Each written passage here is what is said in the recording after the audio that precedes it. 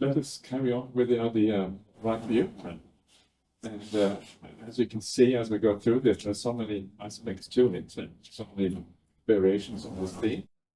And one of the things that we, one of the suttas that I've included there is the Agata Pativinya Sutta, which is one of the core suttas about how to overcome ill will and negativity.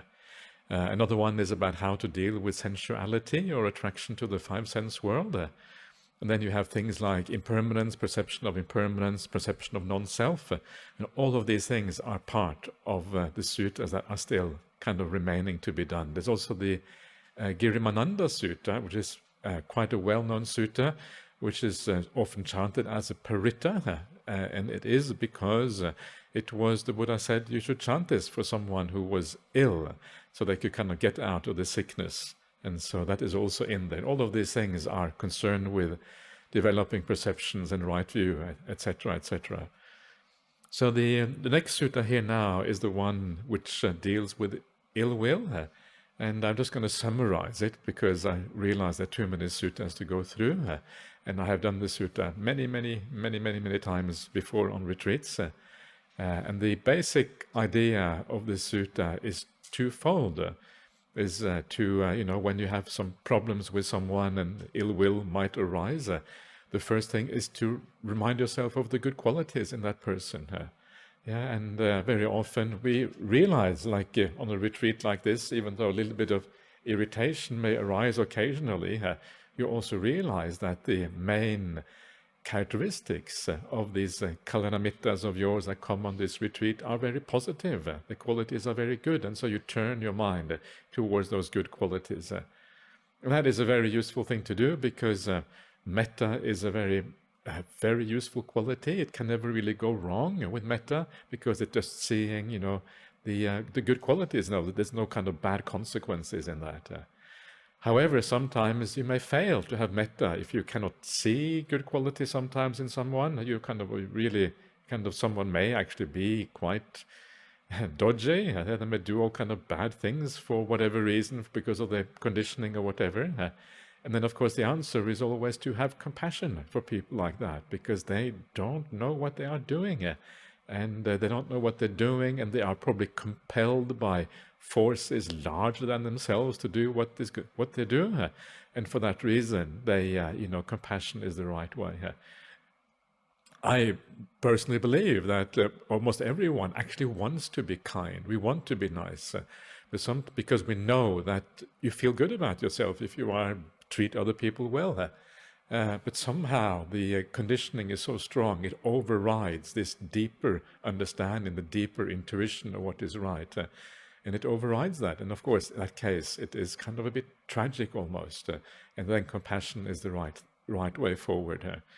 So this emerges out of the idea of non-self, that we are conditioned beings. This is why this has to do with right view, understanding people in the right way. And it is quite unique to Buddhism, because most other spiritual systems or philosophies or whatever, they revolve around the idea of a self. And of course, if there is a self, if there is some essential you, then maybe you are responsible. Yeah, maybe you are wrong. Maybe there is something bad inside of you that you should keep under control. But the Buddhist point of view, because this does not exist, there is no essence to you, well, ultimately you're not really responsible.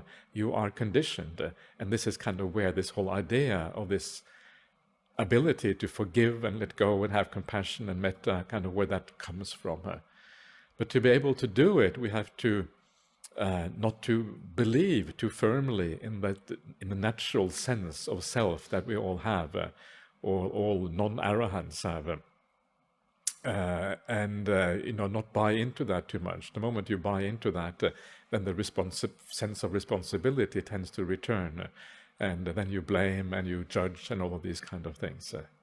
That is the basic idea of that sutta. It's actually a very beautiful sutta, and it's worthwhile considering in quite a bit of detail.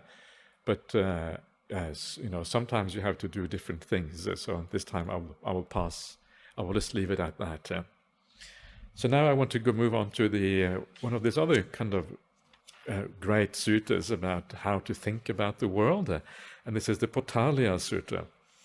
And this sutta contains 7 similes on how to think about the 5 sense world. Dealing, in other words, how to deal with sensuality in general. But when we use the word sensuality, we mean that in the broadest possible sense. Anything related to the 5 senses is what this really is about. And these similes, to my mind, are very powerful ways of reminding us of the downside of the 5 sense world, and then incline the mind to something higher. You may think that this is a kind of a unique teaching to this sutta, and in a sense it is. It's the only place where these similes are drawn out. But these similes are mentioned elsewhere as well in the suttas. It's like they refer back to this sutta in a sense. So it is a theme that occurs in a few places. It is not entirely unique to this sutta, especially.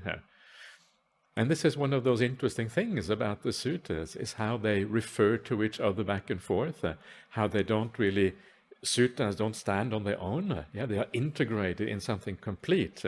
And you get this feeling that this comes from one kind of overriding, one mind or one idea, one picture, which is then referred to back and forth in the various suttas.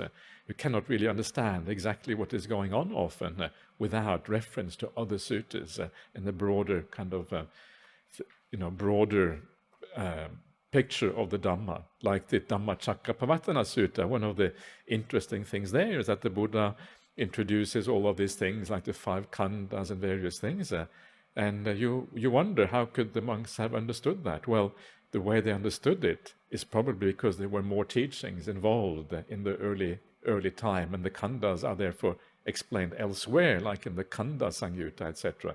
And then you start to grasp kind of the overall idea of what is happening here. So let's have a look at the Potaliya Sutta. And this is a conversation between the Buddha and a wanderer called Potaliya.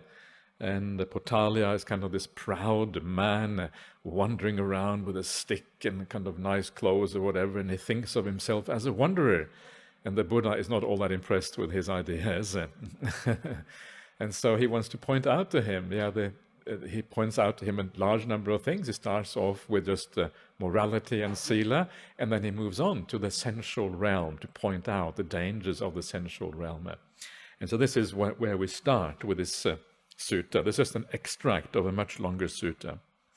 And so these are these famous 7 similes that he talks about. In fact, there are a couple of more similes apart from these 7, but they are not mentioned in this particular sutta. So the Buddha says, householder, suppose a dog, weak with hunger, was hanging around a butcher's shop. Then a deft butcher or their apprentice would toss them a skeleton or a bone scraped clean of flesh and smeared with blood. What do you think, householder? Gnawing on such a fleshless skeleton, would that dog still get rid of its hunger? No, sir. Why not? Because that skeleton is scraped clean of flesh and smeared in blood. That dog will eventually get weary and frustrated.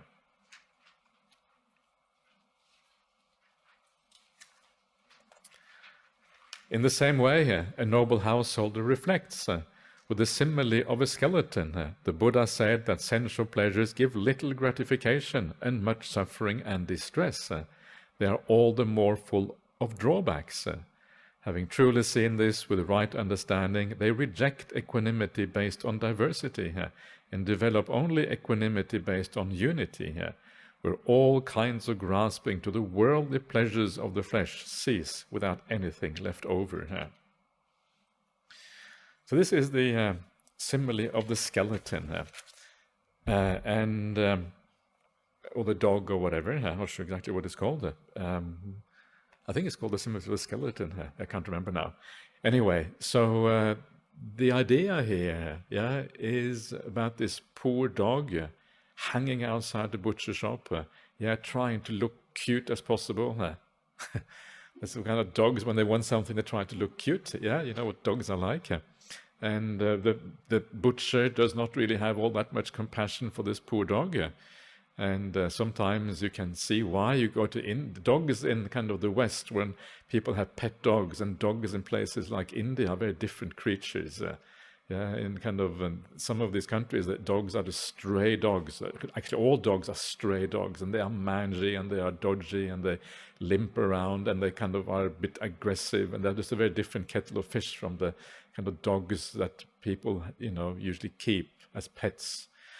But anyway, it's kind of, you just obviously still have compassion on them, but they have a different feel about them.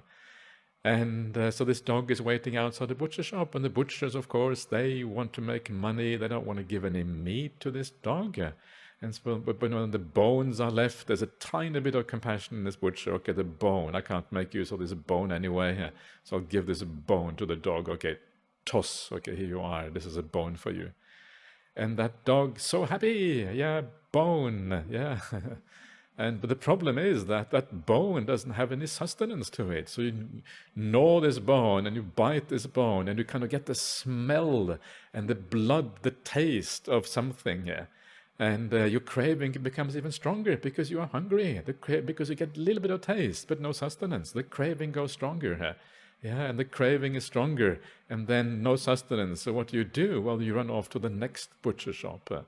And the next butcher treats you in exactly the same way. Yeah, the next butcher also tosses you a bone, no sustenance. And it goes on and on and on like this, one butcher shop after the other. Yeah. And while you're running around in this way, yeah, in the middle of all of this, you die. Yeah. And then, when you die, you get reborn as a puppy somewhere else, back in the dog realm once again. And when you get reborn as a doggy, where does your mummy take you? She takes you to the butcher shop. And on it goes. Yeah, it's a bleak picture. It's really, really bleak. Yeah. And this is how the Buddha compares the sensual realm. The five senses don't provide any real satisfaction. Usually they just stir up more craving, more desire, more things, yeah? But there is no fulfillment in that realm of the five senses. You just carry on searching, yeah? And then you die in the middle of the search. You're still in the middle of that search. Haven't found a solution. You die. You get reborn. You continue that desperate search at the other end because you forgot how desperate your search was in the previous life.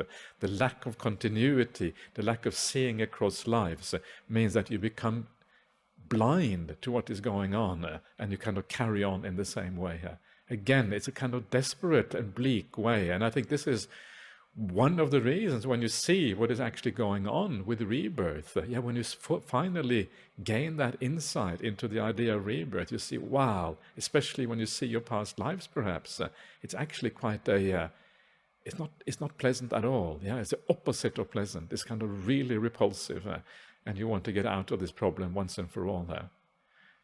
And so this is what is going on here. This is kind of the simile of this dog or the bone or whatever. And so what to do about this? And what to do about it, of course, is to find your sense of gratification. You turn in a different direction. You stop going to the butcher shop. The butcher shop is the wrong place to find satisfaction. The five sense realm is the wrong place.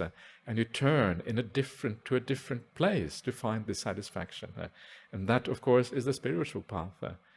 And this is the idea, again, that the spiritual happiness is the satisfaction that you get from just being kind, just being generous, and certainly from meditation, is of a very different nature than the pleasures of the five sense realm. The five sense realm can never be fulfilling. It can never be fulfilling because there is like something missing inside of you, and you try to fill it up with some external thing from the outside. But if it's missing inside of you, then the external thing can maybe paper over it for a short time.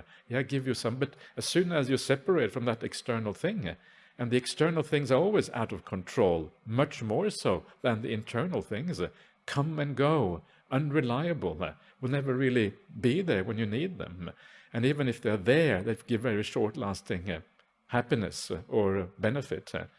And so you're trying to fill this void within, this gap within, this lack of contentment, this lack of happiness within, through all of this, through the five senses, through all of these externals. You're looking for the solution in the wrong place. And so you start thinking, okay, maybe I should go more directly to the source. Maybe I should try to find fulfillment directly within rather than through external things. And that is where the spiritual path kind of gets born and gets started. Okay, if I'm kind, what does that feel like? Actually, it feels really nice.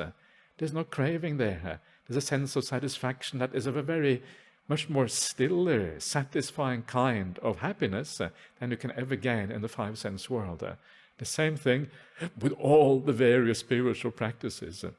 And then one day you realize, actually, I need to take this further.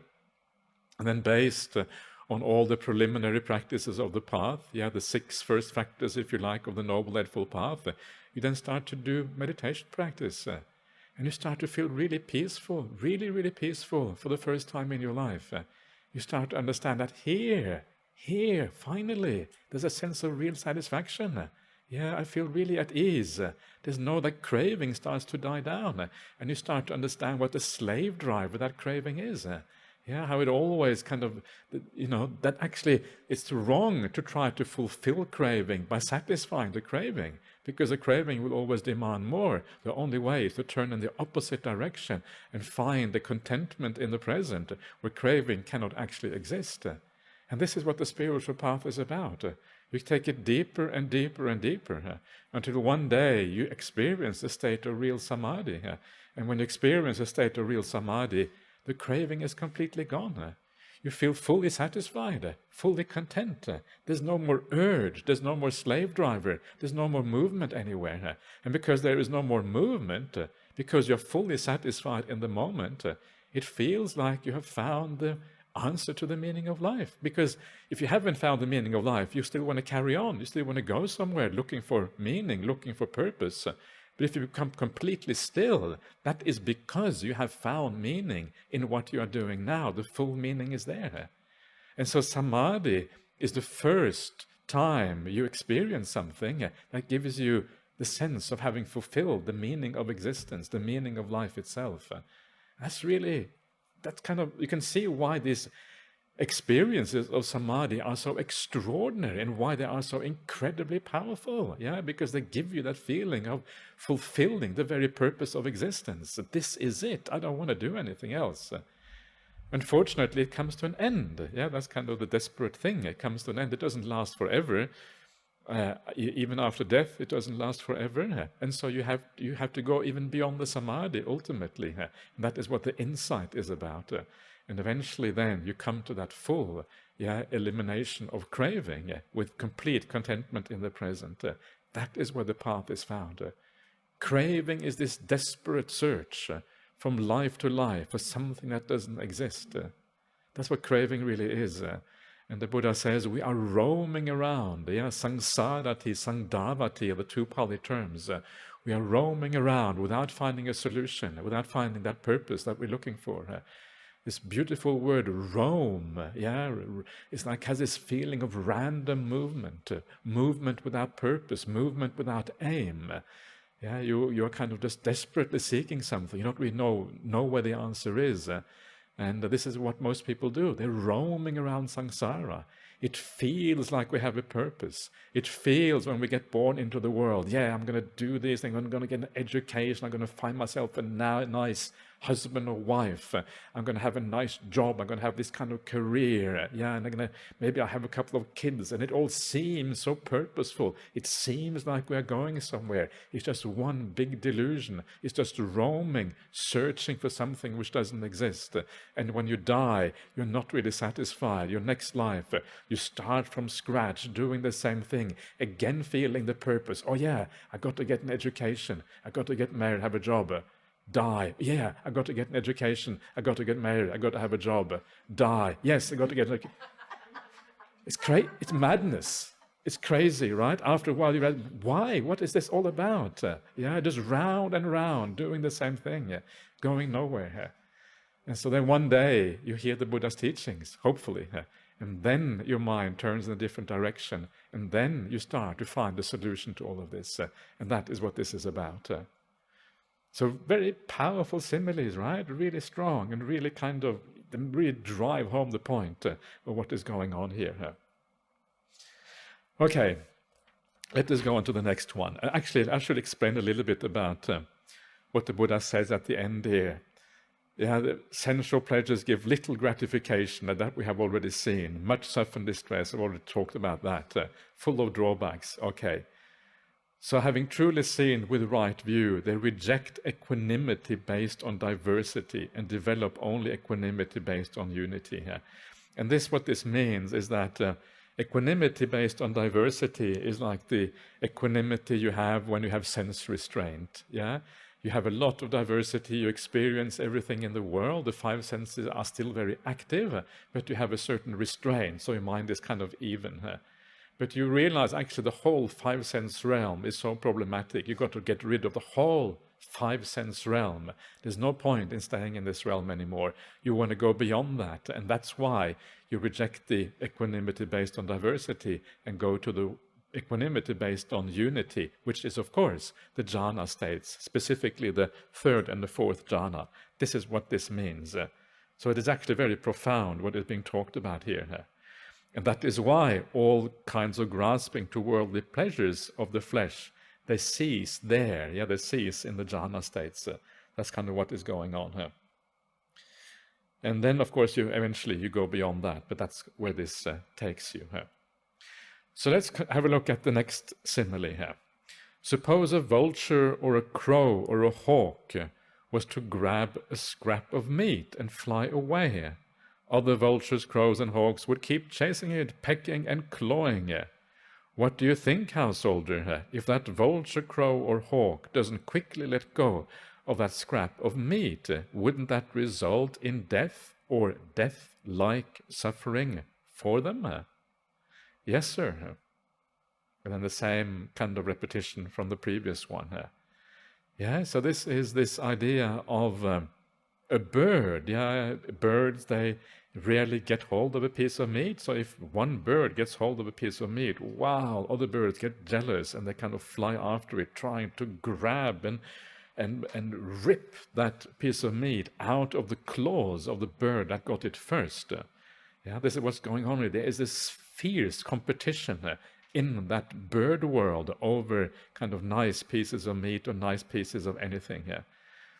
And so this is kind of the idea. And of course, if that little bird, if other bigger birds come, doesn't let go, they might die, or they may have a death-like suffering, in other words, really serious suffering here.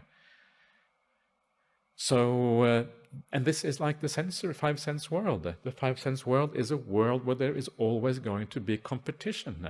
We're always going to compete over the resources. We're going to compete over the mates. We're going to compete over the things of the world, because there are limits. Yeah, the world can only deliver so much, and the more some people take, the less there is for others. And when there is 8 billion people on the planet, or however many people there is now, I don't know, the number keeps increasing all the time, there can only be so much for everyone, because the planet is only so large.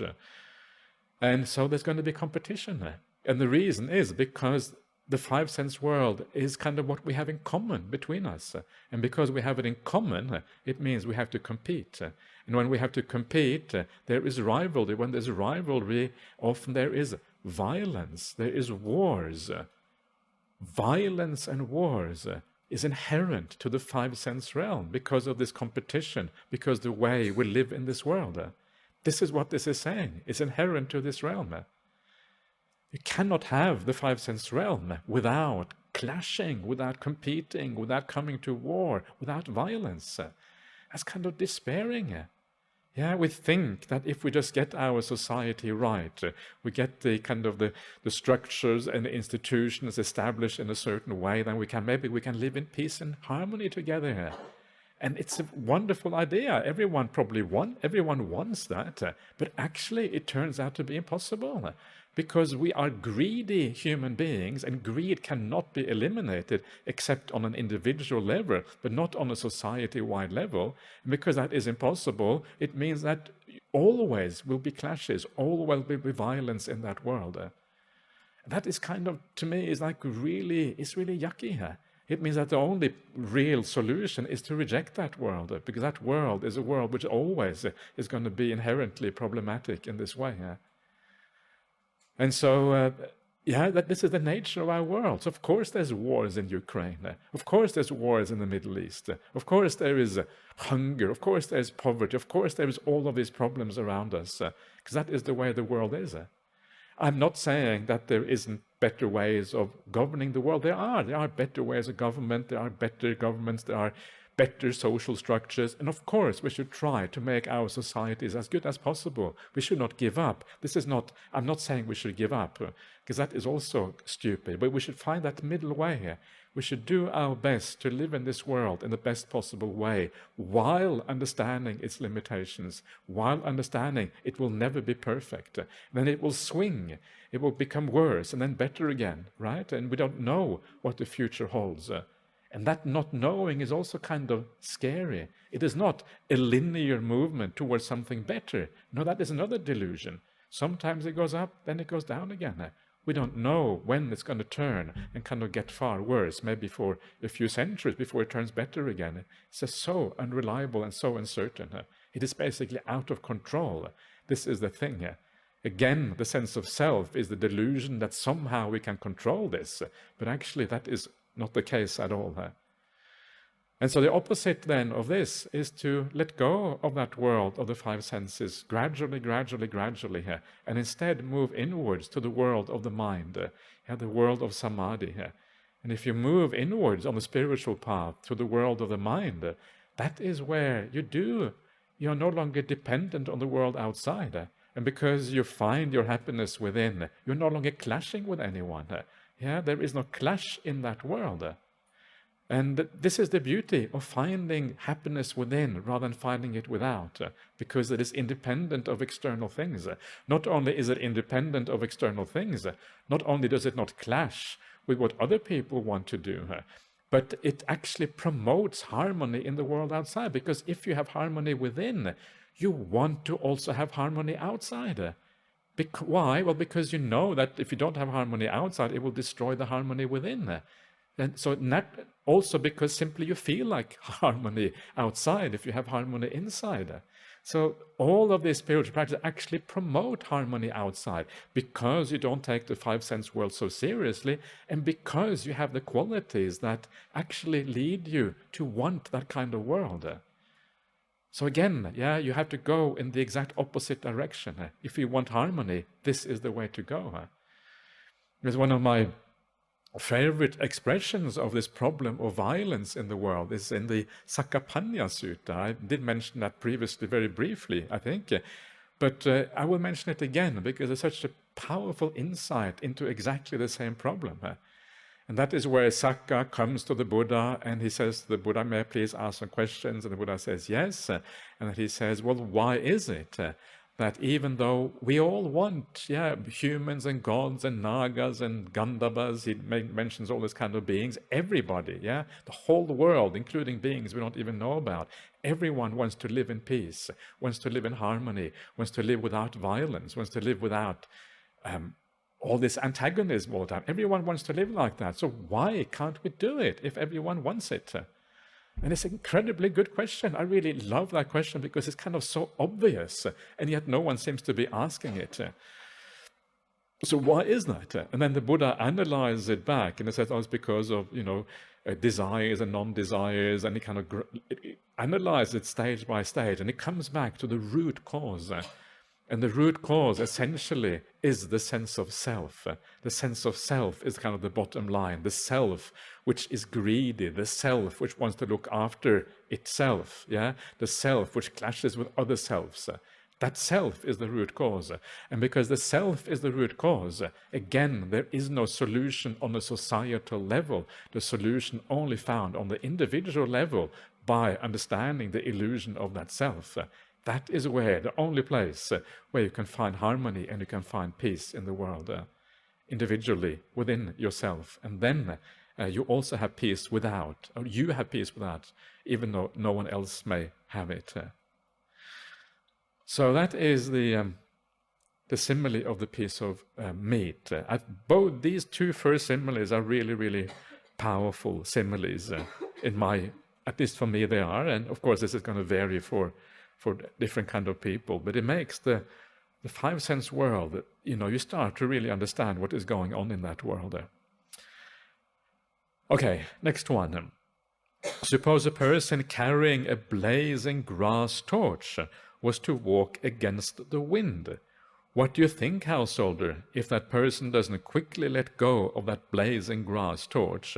Wouldn't they burn their hand or arm or other limb, resulting in death or death-like suffering for them? Yes, sir.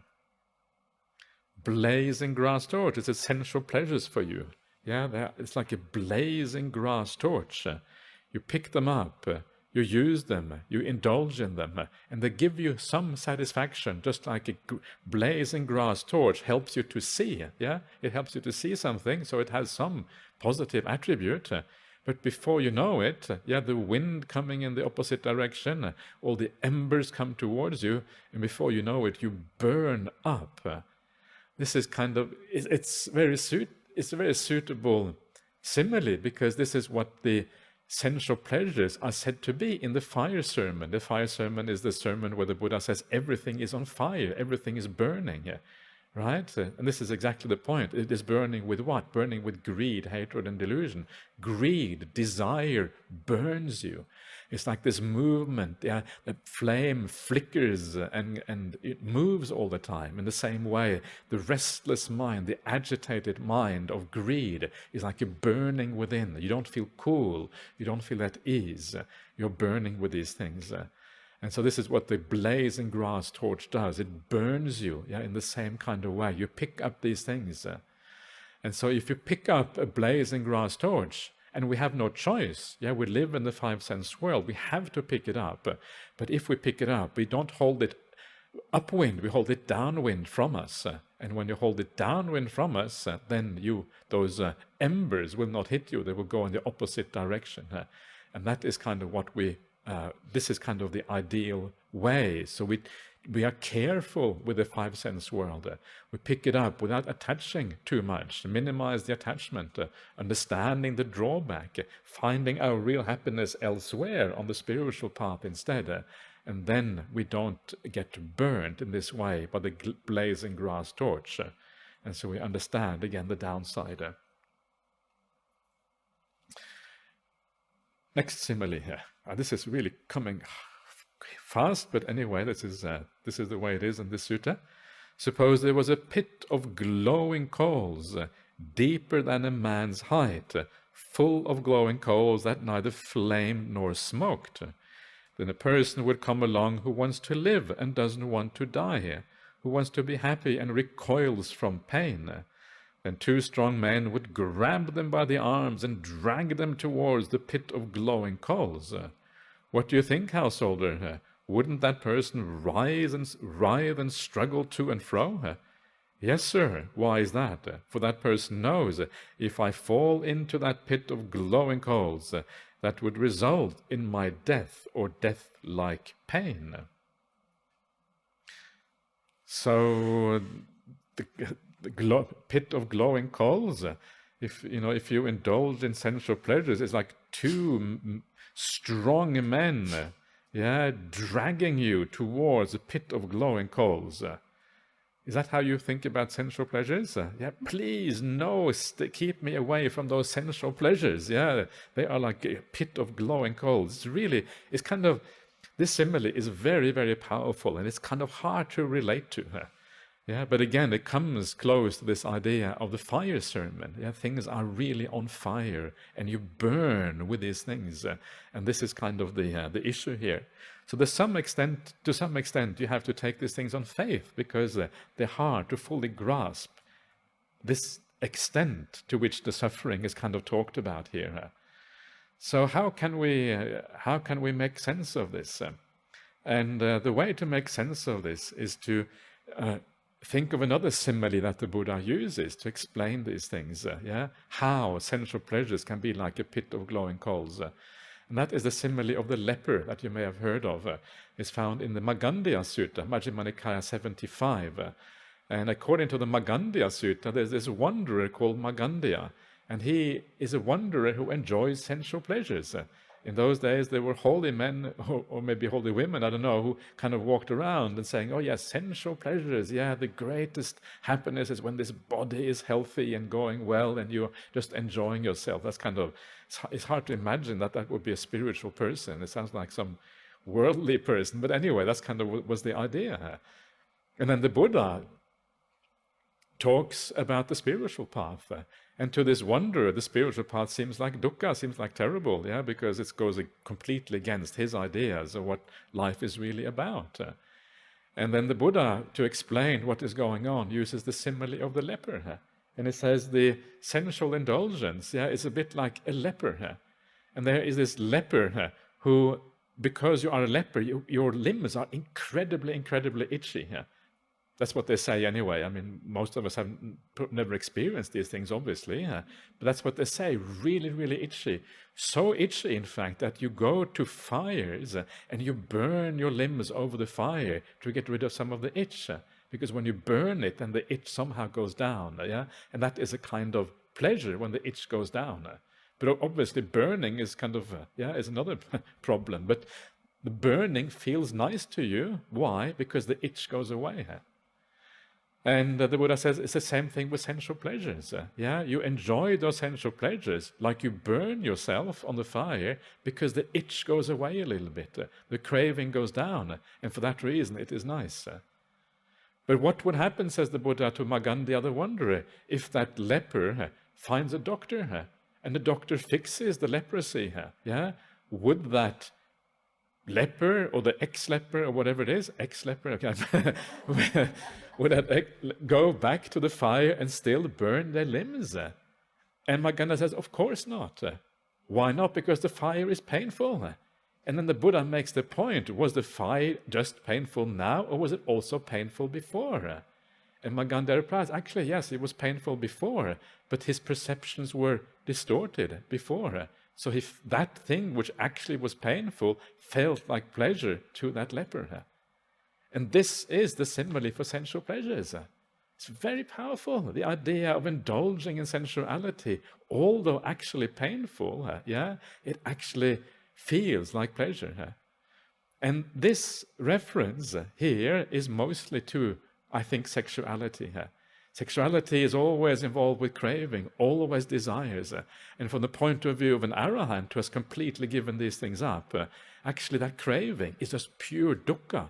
Because the mind is agitated, the mind is out of control, the mind is restless. It's dukkha. Why on earth would you go to that kind of dukkha when you can be peaceful? That is the main thing. And so once you kind of see that, that whole realm kind of falls apart. It is actually painful when you know how to look at it from the right perspective. But because there is this underlying craving somehow gets satisfied, it still feels pleasurable. It's a bit like smoking. Smoking is a bit like that as well. Smoking is actually, first time anyone has a cigarette, it's like, wow, this is terrible. You can't bear it. And after a while, you kind of get used to it, but it's still not nice. You're inhaling all this poison and things. And somehow the craving is so incredibly powerful for that cigarette that unpleasant experience of inhaling tar and smoke and nicotine and dangerous things, that unpleasant, it feels nice because you're overcoming that incredibly powerful craving. So this is kind of a similar kind of thing again. Actually, nothing pleasant there. The only pleasure is to overcome the craving. And so, and then you kind of build up the craving again. You overcome it, and it's kind of this crazy kind of purpose. Well, the purpose of life is to kind of just have a craving and then overcoming it. And both of them are painful, and you kind of walk around in this kind of feeling that you are doing something which is nice, when actually it's just pain upon pain, really. So this is the simile of the charcoal pit. Okay, let's go on to the next one. Suppose a person was to see delightful parks, woods, meadows, and lotus ponds in a dream, but when they woke, they couldn't see them at all. So here, this is a famous simile of the dream. The five-sense world is a bit like a dream.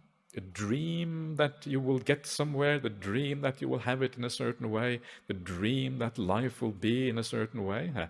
And I think we all can relate to this a little bit. When you're young, you have this dream about what life is going to be like.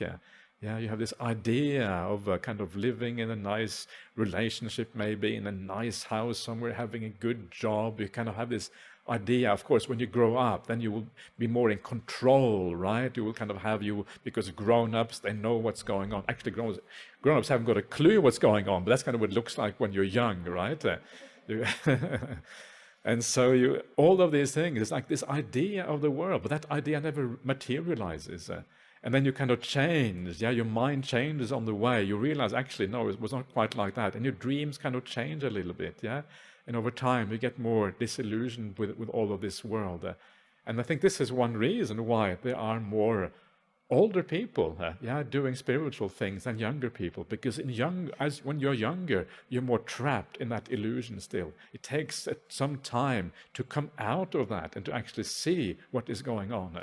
And it takes someone with very powerful spiritual faculties to actually start emerging from that at a young age. And so this is kind of why it's so nice when you see someone really young, in their 20s or whatever, coming to the spiritual path and saying, oh, I'd like to be a nun or a monk or something. It's like, wow, okay, really, yes, because, they can see the downside already. That's such a beautiful thing. So we live in this kind of dream. We live in this reality. Things never turn out the way you think they will turn out.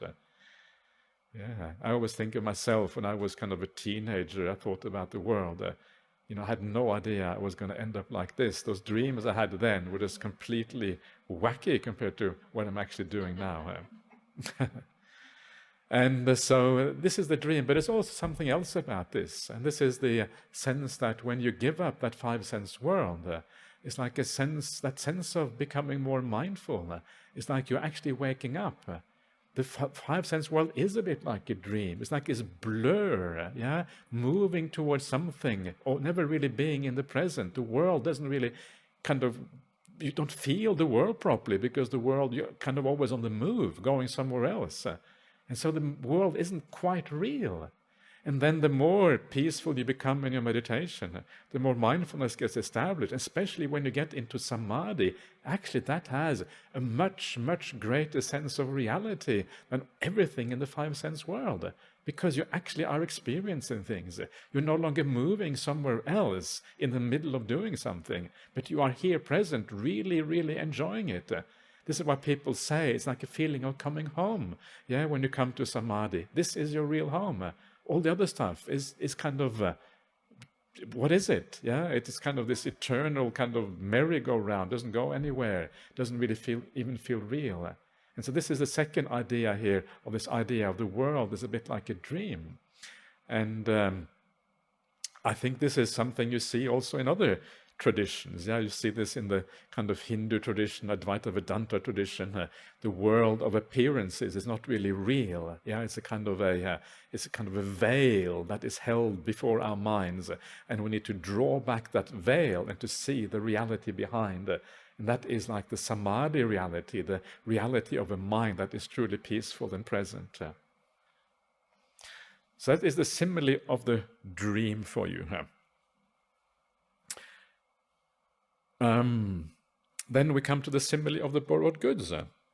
Suppose a person had borrowed some goods, a gentleman's carriage and fine jeweled earrings, and preceded and surrounded by these, he proceeded through the middle of Apana. Apana is a town. When people saw him, they would say, "This must be a wealthy man, for that is how the wealthy enjoy their wealth." But when the owners saw him, they would take back what was theirs. What do you think? Would that be enough for that man to get upset? Yes, sir. Why is that? Because the owners took back what was theirs. So they had borrowed some goods. So this is kind of the idea of wealth in ancient India, a carriage and fine jeweled earrings. Okay, it's kind of quite humble by modern standards perhaps, but nevertheless.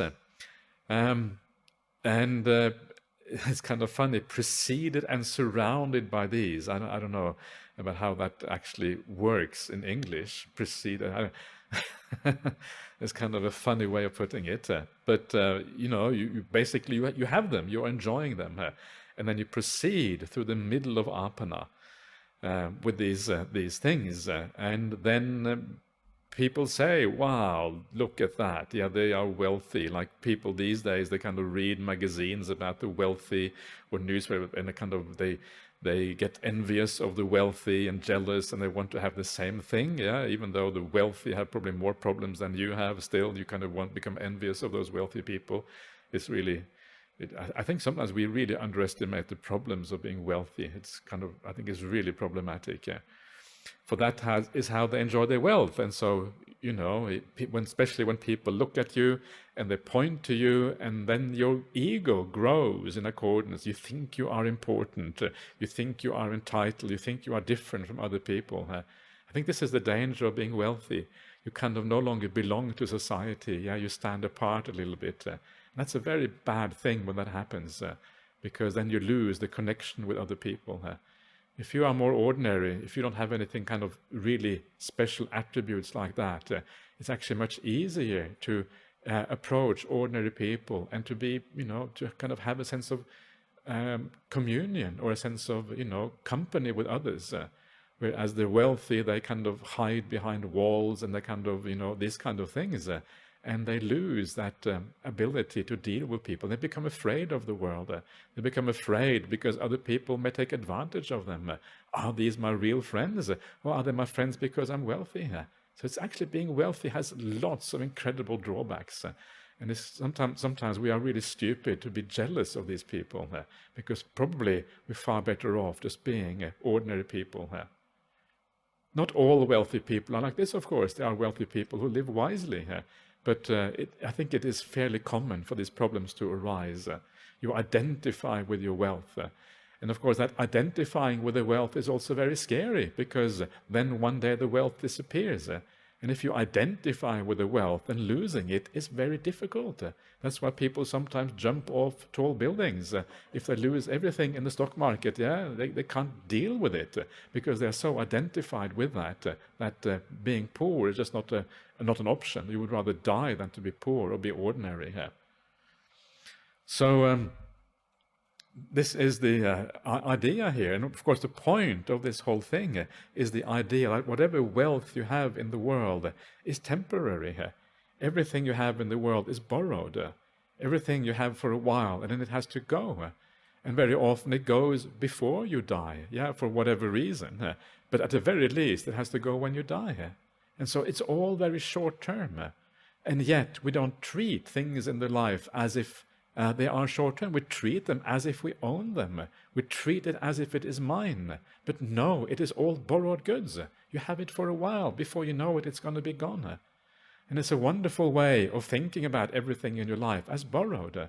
Not just the goods that you have, like the things, the physical things that you own, but your relationships, the people in your life, I also like to point out some of your identity as well is borrowed goods, because your identity is tied up to a large extent with who you are in this life. I'm a monk.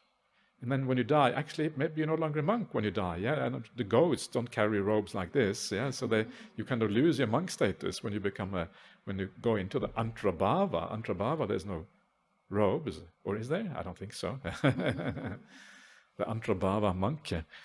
So much of your so all of these things, the more we kind of own in this world of identity, of things, of relationships, of everything, the body, physical body itself, all of these things, they are impermanent and unreliable, and they last a very, very short time.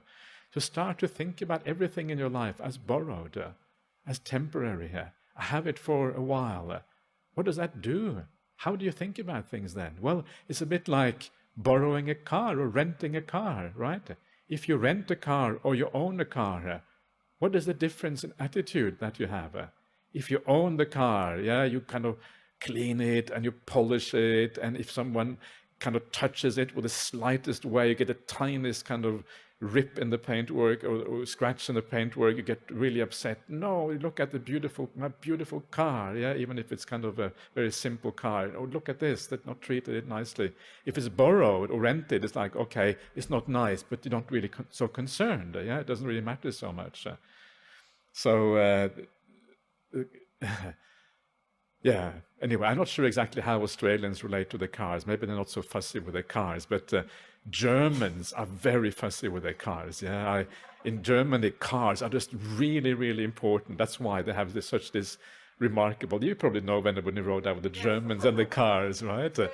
It's very true, right? And that's why they have this kind of amazing car manufacturers in Germany, like Mercedes and BMW and Porsche and all these kind of things. So there's a reason why the manufacturing of cars happened there, and the relation that people have to the cars. They would polish their cars every weekend. They come out polishing their cars. They have to be really shiny and nice. So that is the difference in attitude, yeah? Owning the car and renting a car.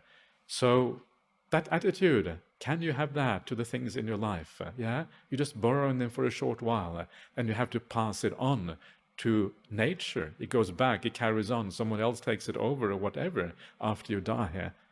And so instead of focusing on all of these temporary things in life, all of these things that we are just borrowing, we should focus on those things that we actually own.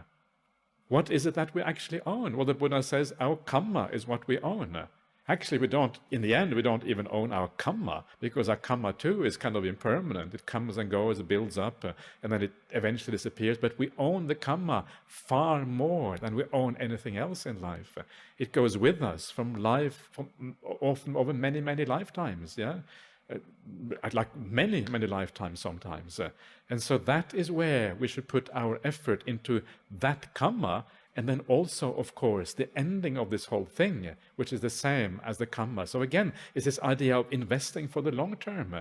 Don't invest in this life too much, because this life is so short. Invest for the long term.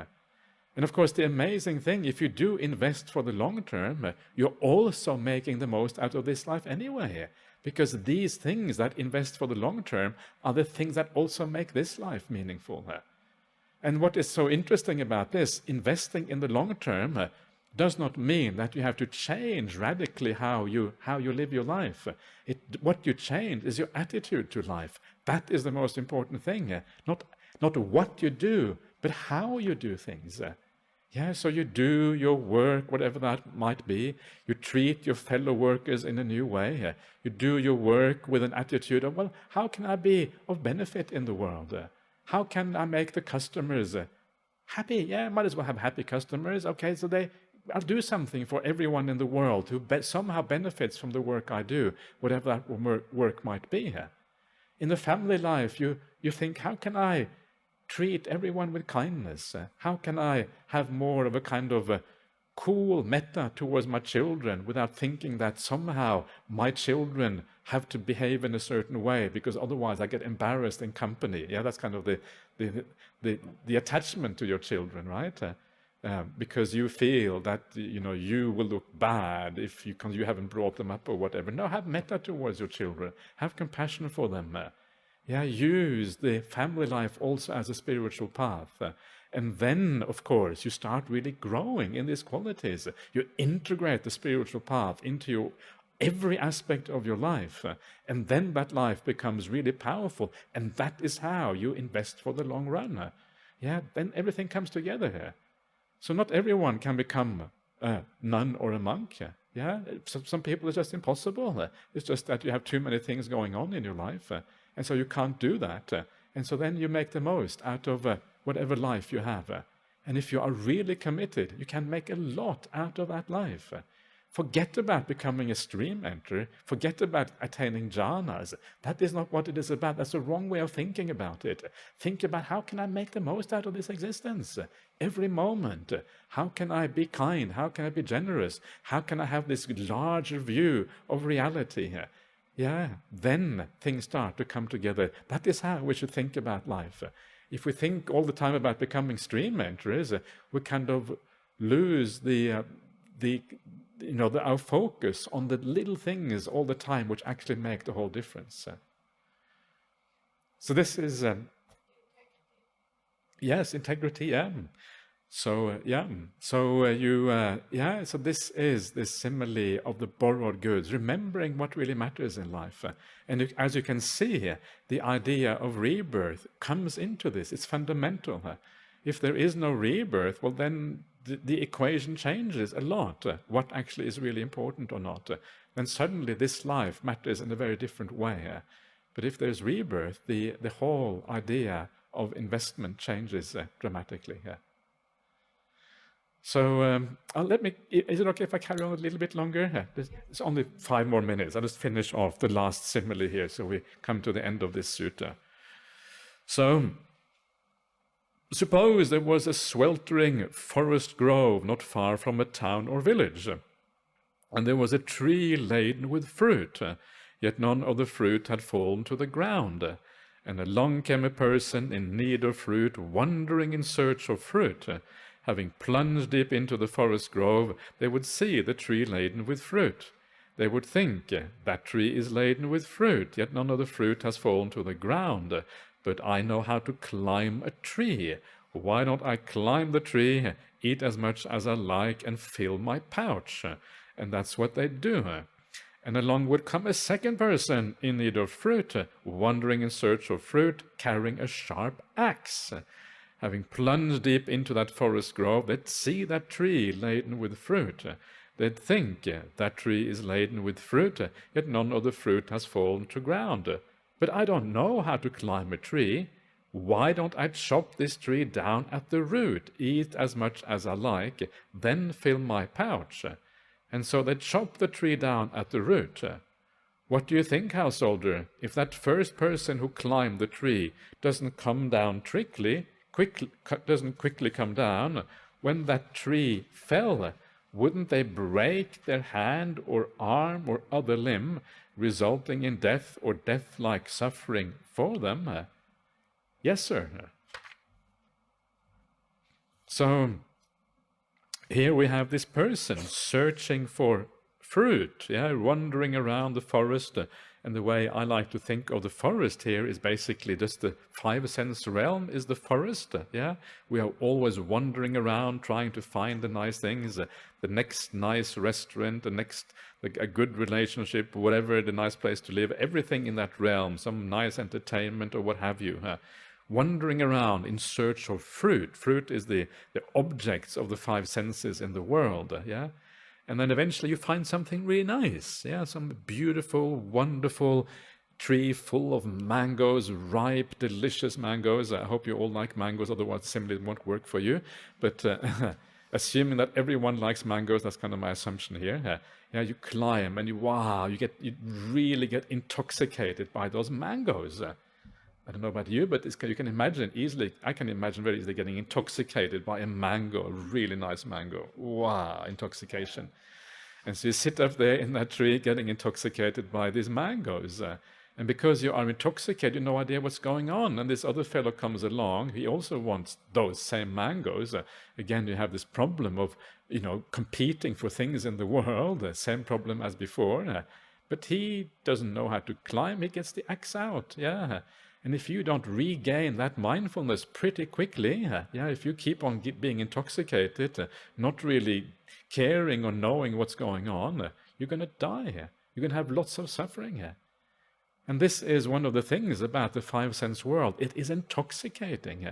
Sometimes we think that drugs and alcohol intoxicate us, and of course they do, but they're not the only things that intoxicate us. We can intoxicate in so many different ways.